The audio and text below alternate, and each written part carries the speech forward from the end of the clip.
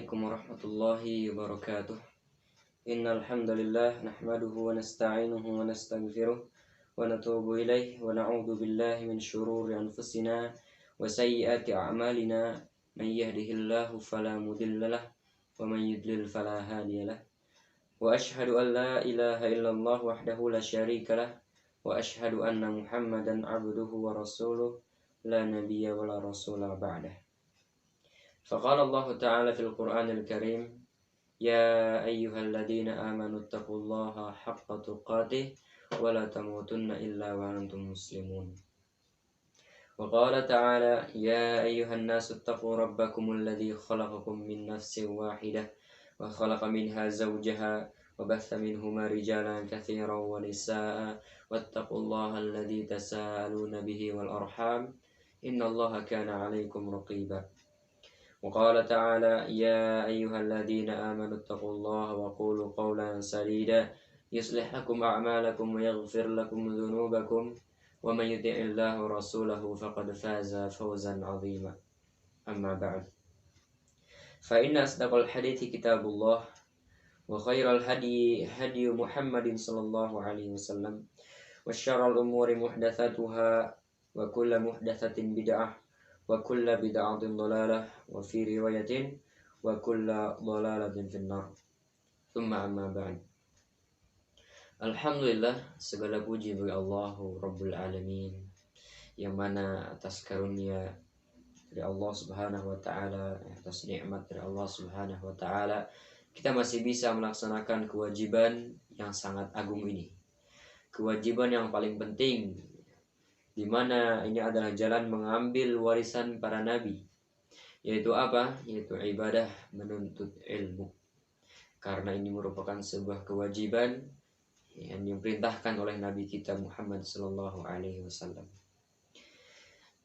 Alhamdulillah, masih pada pembahasan yang sama, yaitu syarafut talib wa kamalu zinatihi bima'rifati fadlil ilmi wa 'azimi ahammiyatihi. Di mana sekarang kita memasuki halaman 13 pada kitab Arab. Dan juga pada pembahasan sebelumnya kita telah membahas di antara kewajiban yang paling wajib dan di antara perkara yang paling penting adalah hendaklah kita belajar dan juga menyiarkan kepada manusia ilmu akidah, ilmu tauhid. Karena dengan itu seseorang bisa membedakan mana yang dolal dan mana yang hak, mana yang batil, mana yang hak. Gitu. Dan juga dengan itu orang akan tahu mana tauhid dan mana syirik. Nah, sehingga bagaimana cara kita untuk mempelajari, untuk mengajari manusia berkaitan dengan tauhid ini, sementara kita saja belum tahu. Maka perkara yang paling penting itu apa? Anta ta'allamal ilm. Hendaklah kita ini mempelajari ilmu. Nah, dan ini adalah wajib bagi setiap muslim. Ya. Karena dengan itu seseorang bisa menunaikan nasihat dia untuk Allah Rabbul Alamin, Rasulnya, kitabnya, dan umat ini.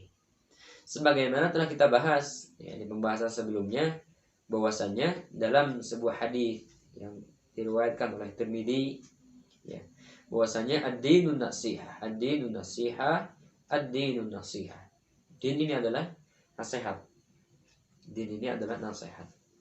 Qulna liman? Qala lillah. Untuk siapa? Untuk Allah. Namun bukan berarti Allah itu butuh dinasihati, bukan demikian. Bukan berarti Allah Subhanahu wa taala butuh dinasihati, bukan. Tapi telah kita singgung sebelumnya bahwasanya nasihat untuk Allah Subhanahu wa taala itu mencakup dua hal. Yang pertama adalah apa? Adalah hendaknya bagi kita untuk mengikhlaskan seluruh bentuk ibadah kita kepada Allah Subhanahu wa taala.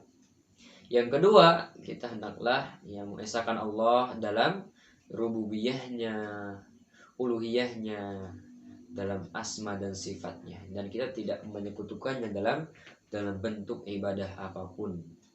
Nah, maka bagaimana kita bisa menunaikan hak tersebut sementara kita jahil, tidak tahu bagaimana?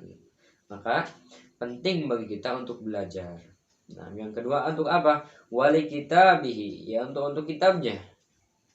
Nah, bagaimana cara kita menasehatinya? Maka ini juga ada beberapa perkara yang harus kita perhatikan. Yang pertama adalah hendaklah bagi kita, ya, ketika kita bermaksud untuk menasehati kitabnya, kita hendaklah membelanya. Ya, membela Al-Quran dari apa? Dari penyelewengan misalnya. Dari orang-orang yang berusaha mengganti lafaz atau makna dari Al-Quran ini. Nah, misalnya apa? Orang menafsirkan Al-Quran sesuai dengan keinginannya. Oh, zaman sekarang ini tidak pas kalau kita menafsirkan Al-Quran dengan pemahaman yang dahulu misalnya. Sehingga harus ikut kepada perubahan zaman sekarang. Sehingga jadilah perempuan boleh jadi imam dan sebagainya. Dan maka kita jaga, kita bela Al-Quran ini, kitabullah ini dengan apa? Dengan kita apa? Menyebarkan juga yang hak itu seperti apa, yang benar itu bagaimana. Demikian ya. Kita harus membelanya dan juga apa? Menegur ya, orang-orang yang berusaha membela, orang-orang yang berusaha memalingkan maksud dari Al-Quran ini, atau orang-orang yang berusaha menafsirkan Al-Quran berdasarkan apa? Berdasarkan hawa nafsu. Maka kita harus membelanya dari perubahan, dari penambahan, dari apa? Pengurangan, atau dari apa? Penyelewengan. Nah, mungkin dari Al-Quran, dari lafadznya tidak ada yang berubah, tapi tatkala memasuki ranah tafsir, mereka mulai apa? Mulai berperan. Orang-orang sesat itu mulai berperan. Ya, menyatakan tafsir Al-Quran sesuai dengan apa yang mereka inginkan. Nah, maka ini harus kita jaga. Ya, harus kita jaga Al-Quran ini, harus kita bela. Nah, selanjutnya ya, bagaimana cara kita juga menasehati, ya, menunaikan nasihat kita terhadap Al-Quran, terhadap kitabullah. Maka selanjutnya kita harus membenarkan seluruh berita yang dikabarkan di dalam Al-Quran. Baik itu kisah-kisah terdahulu misalnya, ya, kisah-kisah pada zaman sebelum kita, pada zaman sebelum Nabi, bahkan zaman sebelum Nabi Adam diturunkan ke bumi. Tatkala Al-Quran menyatakannya, kita harus mengimaninya, harus meyakininya. Karena Al-Quran ini apa? Tidak ada satu kata pun atau satu berita pun yang apa? Yang hoax. Tidak ada dalam Al-Quran ini. Karena Al-Quran ini apa? Al-Quran ini adalah kalamullah, perkataan Allah Subhanahu wa Ta'ala yang sudah mengetahui, yes, yang sudah mengetahui bagaimana akan kehidupan kita selama di dunia ini. Maka di dalam Al-Quran dikatakan hudal linnas. Al-Quran ini adalah petunjuk bagi manusia. Maka ketika Al-Quran mengabarkan kepada kita dari kisah-kisah atau yang lainnya, baik pada ayat-ayat yang turun karena adanya sebab, atau ayat-ayat yang apa? Yang ibtidai, yang turun memang tidak ada sebab, kita harus mengambil pelajaran bagi itu. Dari Al-Quran itu harus mengambil pelajaran. Nah, menjadikan kisah-kisah para manusia terdahulu itu sebagai ibrah bagi kita. Tatkala Al-Quran menyatakan diazab, maka kita harus mengambil pelajaran dari kisah tersebut.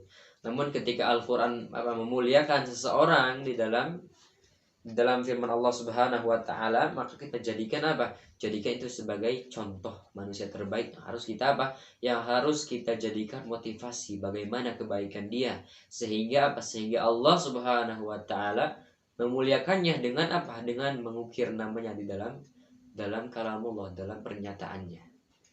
Kita harus apa? Bisa mengambil motivasi ketika Allah Subhanahu wa Ta'ala mengabarkan kebaikan seseorang, menceritakan kebaikan dia, sampai-sampai Allah Subhanahu wa Ta'ala menulisnya, ya, sampai-sampai Allah Subhanahu wa Ta'ala menyatakan terkait kebaikan orang tersebut, maka kita harus menjadikan itu sebagai motivasi, suri tauladan dan sebagainya. Selanjutnya, kewajiban bagi kita adalah hendaklah kita menjalankan seluruh apa yang dikabarkan dalam Al-Quran dalam bentuk perintah. Misalnya perintah untuk amar ma'ruf nahi mungkar, perintah untuk sholat, untuk zakat, untuk puasa, untuk berhaji, untuk berjihad dan sebagainya, ya, untuk menunaikan hak-hak dalam keluarga, menunaikan hak terhadap kaum muslimin, yang menunaikan hak bagi Allah Subhanahu wa taala, maka kita jalankan. Ya. Jika kita memang meyakini bahwa Al-Qur'an ini adalah kalamullah, maka tatkala Allah Subhanahu wa taala mengabarkan kepada kita bahwa kita harus begini, kita harus begitu, kita jalankan. Itu apa? Itu diantara hak yang harus kita tunaikan pada Al-Qur'an. Selanjutnya, ya, kita harus menjauhi apa-apa yang dilarang di dalam Al-Quran. Gitu. Tatkala Al-Quran misalnya menyatakan wala taqrabuz zina innahu kana fahisha, jangan dekati zina, maka kita jangan mendekatinya. Atau apa dalam Al-Quran dikatakan jangan berbuat syirik misalkan, yang jangan menyekutukan Allah, maka kita harus melarangnya dan juga kita harus menjauhinya. Nah, dan juga larangan-larangan lain yang terdapat dalam Al-Quran, maka kita harus menjauhinya. Jangan kita malah berseberangan, yaitu apa? Melakukannya. Jangan. Ini diantara apa? Diantara nasihat kita terhadap Al-Quran, ya. Ad-dinu nasiha.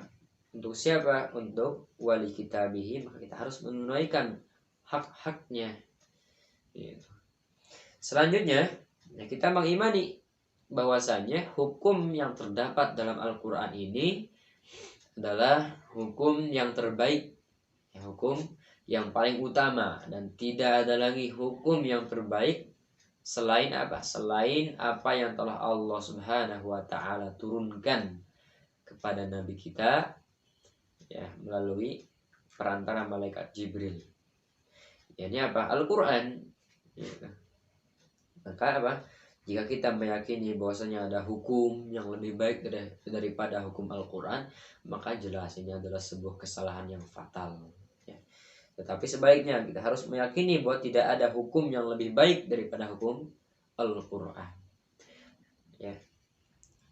Selanjutnya kita meyakini bahwasanya Al-Quran ini adalah kalamullah, perkataan Allah Subhanahu wa taala, baik dari lafaznya, huruf ataupun maknanya. Bukan semata-mata Al-Quran ini adalah apa? Adalah hasil karya dari Nabi Muhammad SAW. Bukan demikian, karena Al-Quran ini adalah apa? Adalah kalamullah, adalah perkataan Allah Subhanahu wa taala.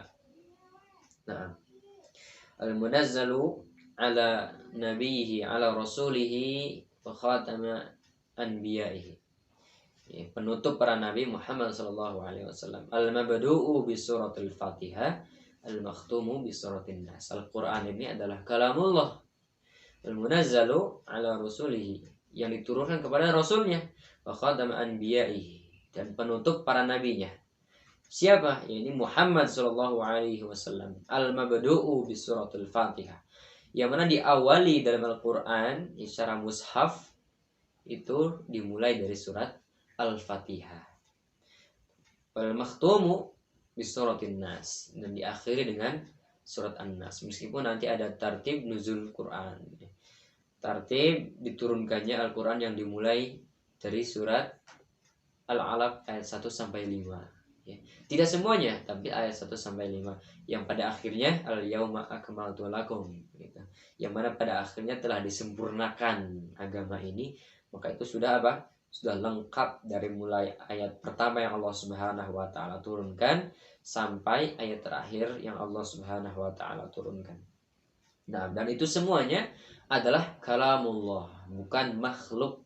Al-Quran ini adalah kalamullah. Maka tatkala ada orang yang menyelewengkan Al-Quran, misalnya menyatakan Al-Quran adalah makhluk, maka kewajiban kita terhadapnya itu harus kita tunaikan, yaitu apa? Poin pertama tadi, yaitu apa? Membelanya.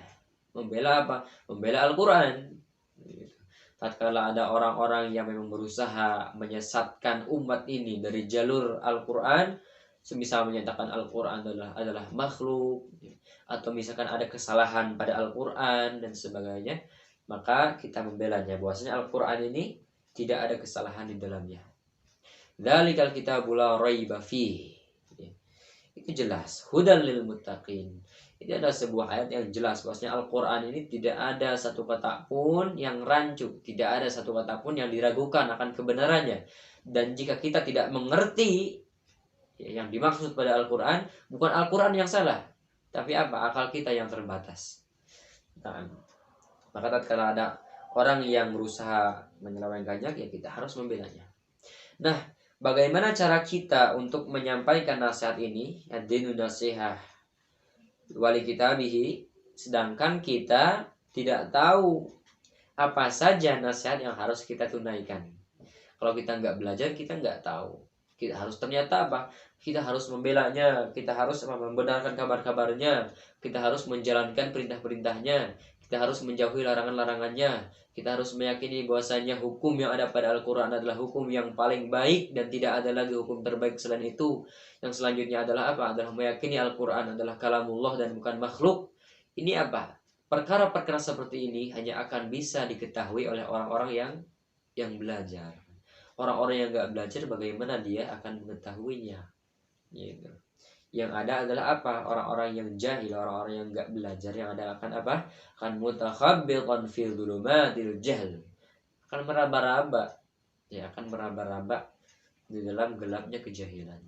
Nah, mungkin ya kita cukupkan dulu sampai sini pertemuan kali ini. Selanjutnya kita akan bahas mengenai wali rasulihi, wali a'immatil muslimin wa ammatihim. Bagaimana sih nasihat-nasihat kita yang harus kita tunaikan wali rasulihi, wali a'immatil muslimin wa ammatihim. Bagaimana? Tetap kita harus belajar agar kita tahu apa hak yang harus kita tunaikan untuk mereka. Nah, maka kalau kita tidak belajar, ya kita nggak tahu bagaimana kita menegakkan syariat ini, bagaimana kita beribadah kepada Allah, bagaimana kita menunaikan hak-hak yang harusnya kita tunaikan, sementara kita tidak tahu apa haknya. Itu maka belajar. Ini merupakan apa? Wa min aujabil wajib, wa min aujabil wajibat, wa min ahammil umur an ta'allamal ilm. Ya, di antara kewajiban yang paling wajib dan di antara perkara yang paling penting adalah hendaklah kita belajar ilmu. Kita belajar. Dengan itulah kita akan apa? Bisa membedakan mana yang hak dan mana yang batil. Nah, mungkin kita cukupkan sampai sini. Kurang lebihnya mohon maaf. Hada wallahu alam. Subhanaka Allahumma bihamdika asyhadu an la ilaha illa anta astaghfiruka wa atubu ilaik. Assalamualaikum warahmatullahi wabarakatuh.